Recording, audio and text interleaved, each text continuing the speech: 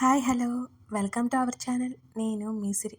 ఈరోజు మనం చెప్పుకోబోయే కథ ధరణి కళ్యాణం పార్ట్ 63. దేవ్కి కాఫీ ఇచ్చింది సుజిత. ఇట్స్ ఓకే ఆంటీ, విషయం ఏంటో చెప్పండి అని అన్నాడు దేవ్. అతని కళ్ళు జాహ్నవి కోసం వెతికే. అతను వచ్చి ఇంతసేపైనా ఆమె బయటికి రాలేదు.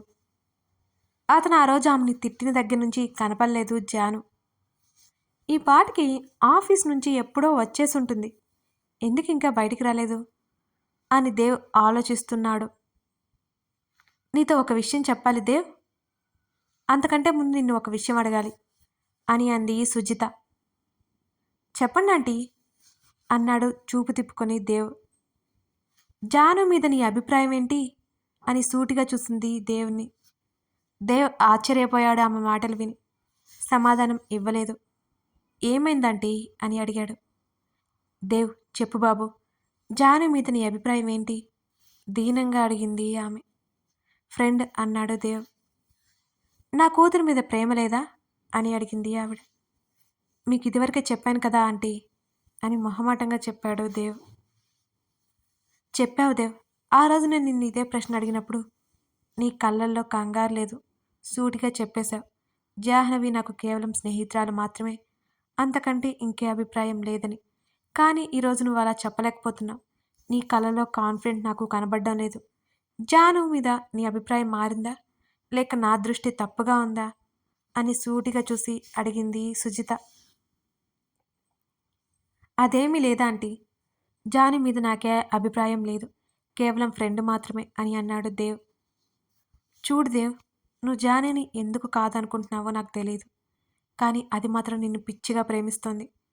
నా కూతురు ఇంత బలహీనమవుతుందని నేనెప్పుడు అనుకోలేదు, కానీ ఈరోజు దాన్ని అలా చూస్తుంటే భయమేస్తోంది. కారణం ఏదైనా ఎవరైనా దాని ప్రేమను అందించాలి, దాని బాధ తీర్చాలి అనుకున్నాను. కానీ దాని ప్రేమను నేను దానికి అందివ్వలేనని అర్థమైంది. నీ మీద చాలా దిగులు పెట్టుకుంది.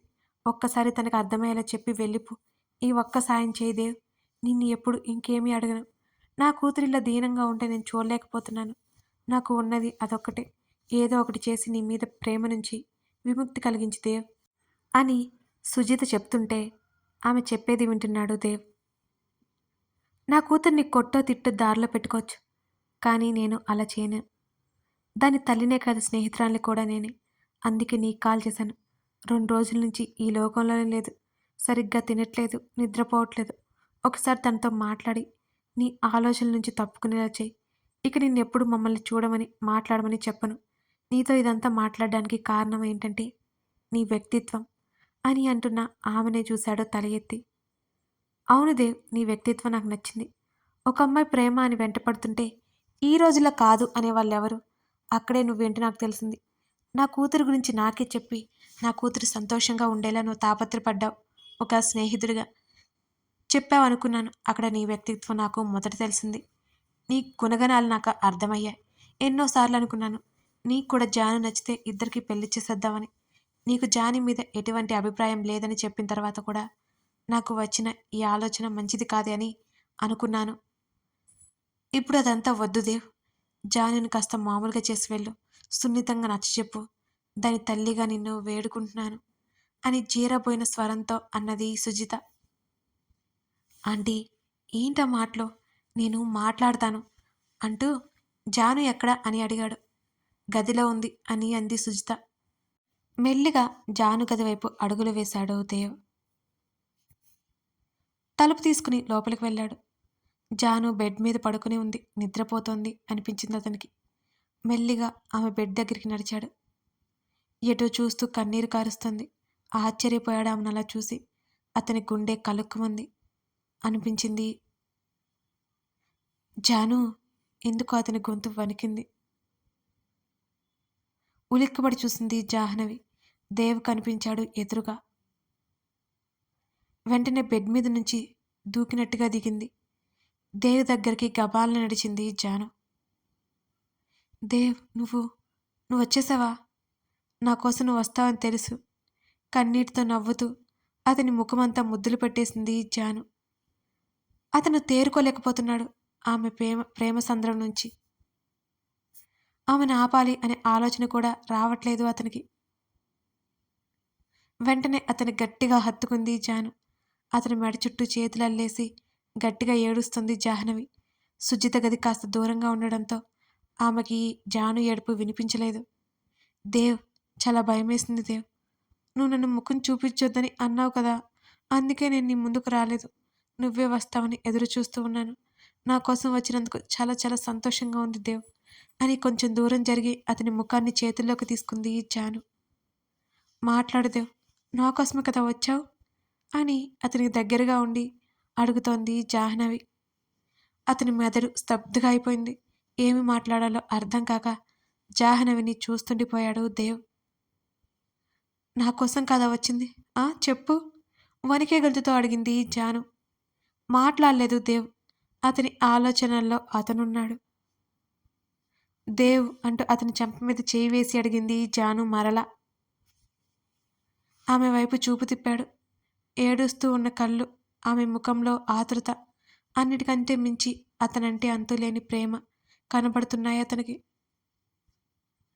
ఆమెను బాధ పెట్టారని లేక మరియు అతను బాధపడుతున్నాడో తెలియదు కానీ అప్రయత్నంగా అతని చేతులు ఆమెను చుట్టుకున్నాయి. ఆ మాత్రం దానికి మురిసిపోయింది జాహ్నవి. నాకు తెలుసు నువ్వు నన్ను అర్థం చేసుకుంటావని సంతోషంగా చెబుతూ, ఇప్పుడే నువ్వేం చేస్తావు? కన్ను కొట్టింది జాను. ఒకసారి డోర్ వైపు చూసింది. డోర్ మూసే ఉంది. ఆమె ఏమి అడుగుతుందో అర్థం కాలేదు. లవ్ యూ బుజ్జి అంటూ అతని పెదవుల మీద ముద్దు పెట్టుకుని కళ్ళు మూసుకుంది జాను. దేవ్కి దూరం జరగాలి అనిపించలేదు. జాహ్నవి నడుము చుట్టూ ఒక చెయ్యి వేసి మరో చెయ్యి ఆమె తల వెనుకగా వేశాడు. ముద్దుని కొనసాగించాడు అతను. కొన్ని నిమిషాలు వారిద్దరి మధ్య కరిగిపోయాయి. ఊపిరి తీసుకోవడం కష్టంగా అనిపిస్తుంటే వదిలేశాడు ఆమెని. జరిగింది అర్థమయ్యేసరికి అతనికి ఆశ్చర్యంగాను ఏదో తెలియని భావం చుట్టేస్తూ ఏమైందో అర్థమవక గజిబిజి గందరగోళంగా ఉంది. జాహ్నవిని చూశాడు. వెంటనే వెనక్కి తిరిగిపోయింది చిన్నగా నవ్వుకుంటూ. జాను, నీతో మాట్లాడాలని అంటూ ఆమె చేతిని పట్టుకున్నాడు. ఇప్పుడు చీకటైపోయింది, రేపు నేను వస్తాను, నువ్వు వెళ్ళు. అతని చేతిని విడిపించుకుని బయటకు పరిగెత్తింది జాను. ఇప్పుడే కాదు, ఆమె చెప్పేది ఎప్పుడూ వినదని అర్థమైంది అతనికి. నిట్టూర్చి హాల్లోకి వచ్చాడు. వెళ్ళొస్తా ఆంటీ. అక్కడి నుంచి బయలుదేరాడు. సుజితకి ఏమీ అర్థం కాలేదు. జాహ్నవి వైపు చూసింది. సంతోషమంతా ముఖంలో నింపుకొని బయటికి చూస్తోంది. తర్వాత రోజు అడుగుదామని మౌనంగా ఉంది సుజిత. వంట చేయలేదుగా నేను, మీరు కాస్త వెయిట్ చేయండి, వండుతాను. చీర నడుము దగ్గర దోపుకొని కిచెన్లోకి వెళ్తున్న ధరణి చేతిని పట్టుకున్నాడు గగన్. ఏమైందండి? వెనక్కి తిరిగి చూసింది ధరణి. వంట రెడీగానే ఉంది, శాంతి చేస్తుంది కదా, నువ్వు చేయాల్సిన పనిలేదు అని అన్నాడు గగన్. వెర్రి నవ్వొకటి నవ్వింది ధరణి తలదించుకొని.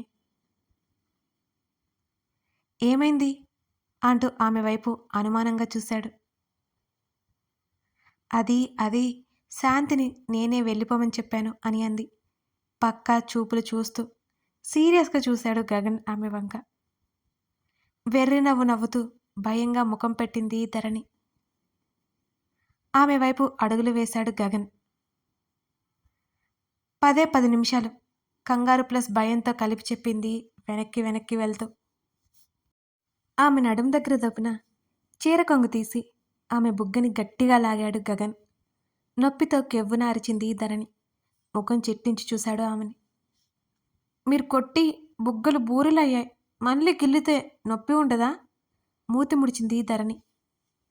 నువ్వేం తక్కువ చేయలేదు నాకొచ్చిన కోపానికి అంటూ పళ్ళు బిగించి సీరియస్గా చూశాడు గగన్. అయ్యో, నొప్పి అస్సల్లేదు, నేనేదో సరదా చేశాను అంటూ బలవంతంగా నొప్పి దాచుకొని నమ్మబలికింది ధరణి. ఆమె ముఖంలో అప్పటికప్పుడు మారే ఎక్స్ప్రెషన్ చూసి చిన్నగా నవ్వేశాడు. ధరణి బ్యాడ్ లక్. గగన్ నవ్వని చూడలేదు. ఏటో చూస్తూ ఆలోచిస్తుంది ఫుడ్ ఎలాగా అని.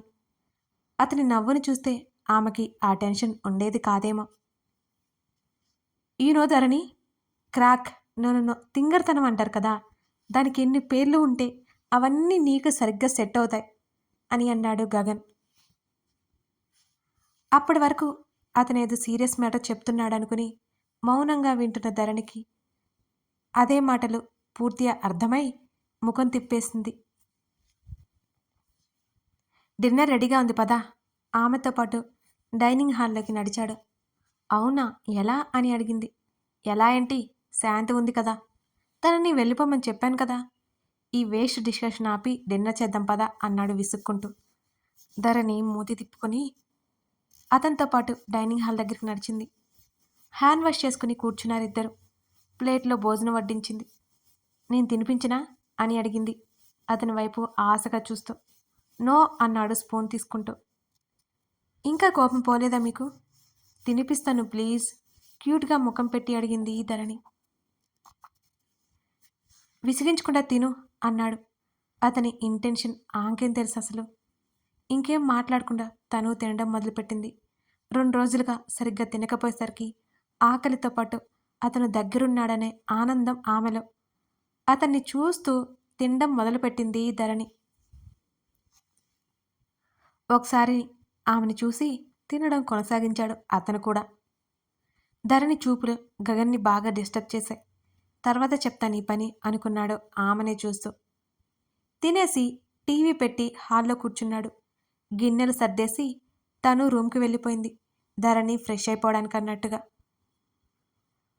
ఛానల్స్ అన్నీ తిప్పి తిప్పి పదే పదే ఆమెకెళ్ళి వెళ్తున్న మనసుని ఆపతరం కాలేదు అతనికి. అతను తమ గదికి వెళ్ళిపోయాడు. చీరపౌటి సర్దుకుంటూ బాత్రూమ్ నుంచి బయటకొచ్చింది ధరణి. గగన్ బెడ్ మీద కూర్చున్నాడు ఫోన్ చూసుకుంటూ. ఆమె బారు జడని బాగా చుట్టి కొప్పు పెట్టి డ్రెస్సింగ్ టేబుల్ మిర్రర్లో నుండి గగన్ని చూస్తూ బాడీ లోషన్ అప్లై చేసుకోవడం మొదలుపెట్టింది. గగన్ ధరణిని ఒకసారి చూసి మళ్ళీ ఫోన్లో తలదూర్చాడు. అతను తనని ఎంతకీ పట్టించుకోకపోవడంతో కాస్త డిసప్పాయింట్ అయింది ధరణి. నా డ్రెస్సెస్ ఎవరు తీసుకొచ్చారు, మీరేనా అని అడిగింది అతని దగ్గరికి నడిచి. ఆల్రెడీ ఇక్కడే ఉన్నాయి కదా, లాస్ట్ టైం తీసుకున్నవి అన్నాడు కనీసం ఆమె వైపు చూడకుండా. అవును కదా అంది పక్కన కూర్చుని. దూరం జరుగు అన్నాడు ఆమె వైపు షార్ప్ లుక్స్ ఇస్తూ. ఎందుకు అని అడిగింది అమాయకంగా. డోంట్ యాక్ట్ స్మార్ట్ అన్నాడు గగన్. ఇంకా ఈ దూరం ఎందుకు మన మధ్య అని అడిగింది అతన్నే చూస్తూ. ఆమె ముఖంలో పలికిస్తున్న భావాలను చూస్తుంటే ఆమెను వెంటనే కౌగిలిలో బంధించాలి అనిపించింది అతనికి. అంత అందంగా ముఖం పెట్టింది మరి. 2 క్షణాల పాటు ఆమె వైపే చూసి ముఖం తిప్పేసుకున్నాడు గగన్. లేట్ అయింది అని ఫోన్ పక్కన పట్టేసి వెనక్కి వాలాడు పడుకోవడానికి అన్నట్టుగా. సారీ అంటూ అతని హృదయం మీద చుబుకం ఆనిచ్చి అతని కళ్ళలోకి చూసింది ధరణి. ఈ మధ్య ముదురు అయ్యావు తెలుసా నువ్వు అని అన్నాడు గగన్. నేనా, నేనేం చేశాను అని మరింత అమాయకంగా ముఖం పెట్టింది ధరణి. నువ్వు ఏదో చేసేస్తావనుకుంటా, నిజానికి నాకు నచ్చితే చేస్తాను నేను, అందులో నీ క్రెడిట్ ఏమాత్రం లేదు అన్నాడు క్లియర్గా కనిపిస్తున్న ఆమె నడుం మీద చేవేసి. ఈగో కింటాల్లో ఉంది గొనిగింది ధరణి. క్షమించేసినట్టేనా అని అడిగింది. ఎప్పుడో జరిగింది, లేకపోతే నువ్విలా ఉండవు కదా అన్నాడు ఆమె వైపు ఎగాదిగా చూస్తూ. ఇంత ఆటిట్యూడ్ పర్సన్ ఏంటి బాబోయ్ అనుకుంది పెదవులు బిగించి ధరణి. ఇంకా ముందు ముందు చాలా ఉంది చూపించడానికి. ఆటిట్యూడ్ అన్నాడు వెంటనే గగన్. పైకి అనేసానా అని గోరు తినేస్తూ అతని వైపు చూసింది ధరణి. అనేసావు.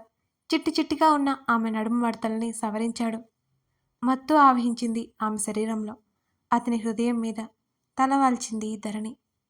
ధరణి లుక్ ఎట్ మీ అన్నాడు అతను. ఇలా ఉండాలనిపిస్తోంది నాకు అతన్ని చుట్టుకొని అతడి మెడ దగ్గర ముఖం దాచుకుంది ధరణి. ఆమె మెడ దగ్గర చిన్నగా వెనుకగా చేతితో నిమిరాడు అతను. నేనేది కావాలని చేయలేదు. మీరు నాతో లేని 2 రోజులు కనిపించిన నరకాన్ని తలుచుకుంటే జీవితాంతం మీరు నాతో లేకపోతే ఆ ఊహే నేను భరించలేను. చాలా కష్టంగా అనిపించింది. అని ధరణి చెప్తూ డోంట్ లీవ్ మీ అని అతన్ని గట్టిగా హత్తుకుంది. అతని చెయ్యి ఆమె మీద నుంచి వేరవుతున్నట్టు అనిపించడంతో ఆమె నడుము మీదున్న అతని చేతిని గట్టిగా పట్టుకుని మీరే నేను అవ్వాలని ఉంది అని చిన్నగా చెప్పింది అతని చెంప మీద చేతిని వేస్తూ. ఆమె నోటి నుండి వింటున్న మాటలు అతన్ని ఆశ్చర్యానికి గురిచేశాయి. మెల్లిగా ఆమె తల పైకి ఎత్తాడు. అతని కళ్ళల్లోకి చూసింది. ఆమె బుగ్గని బొటని వేలితో నిమురుతూ ఆర్ యు ఓకే అని అడిగాడు. తలదించుకుంది. ఆమె చీర పౌటని ఆమె శరీరానికి దూరం చేశాడు. చాలా బాధపడ్డారు కదా. మీ కోపం వెనుక బాధ నాకు తెలుసు. అతని తలని ఆమె హృదయానికి పొదువుకుంది. ఆమె హృదయం మీద కొంత సమయం ఉండిపోయాడు గగన్. మీరంటే నాకు చాలా ఇష్టం. ఎంత అంటే చెప్పలేను. Don't leave me. ఆ ఆలోచన కూడా రానివ్వకండి. ప్రామిస్ నేనెప్పుడు ఇంకా అలాంటి ఆలోచన చేయను అని అతని ముఖాన్ని చేతుల్లోకి తీసుకుని చెప్పింది ఈ ధరణి. అతని నుదుటిన పెదవులు తాకించి అతన్ని హత్తుకుంది గాఢంగా. ఆమెను ఆక్రమిస్తూ ఇద్దరి పెదవులు జతచేశాడు గగన్. కళ్ళు మూసుకొని అతని ప్రేమను ఆస్వాదించడం మొదలుపెట్టింది ధరణి. దూరం దగ్గరైనా ఆ దూరమైన కాలం కొంతే అయినా ఇద్దరికీ ఎంతో కాలం అనిపించింది. ఆమెని నిమిషం కాదు సెకండ్ కూడా వదల్లేదు అతను. ఆమెను పూర్తిగా ఆక్రమించుకున్నాడు ఆమె కోరిక మేరకు. అంతకంటే ముందు అతని అభిష్టం మేరకు. ఆమె దూరంగా వెళ్ళాలి అని అనుకుంది అని గుర్తొచ్చినప్పుడు అతను కోపం ప్రేమతో కలిపి చేసిన తీపి గాయాలు ఇష్టంగా భరించింది ఆమె ముఖం మీద చిరునవ్వుతో. అతనే ఆమె అతనిగా మారిపోవడానికి అతనికి సులువు చేసే మార్గాలు చూపించింది. అతని కోపం ఆ క్షణాల్లో ఆమె మీద ప్రేమగా మారిపోయింది.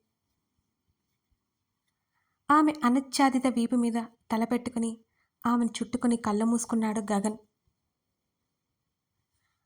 తన నడుము చుట్టూ అల్లుకున్న అతని చేతిని గట్టిగా పట్టుకుని అతని చేతిని పెదవులకి ఆనించుకుంది.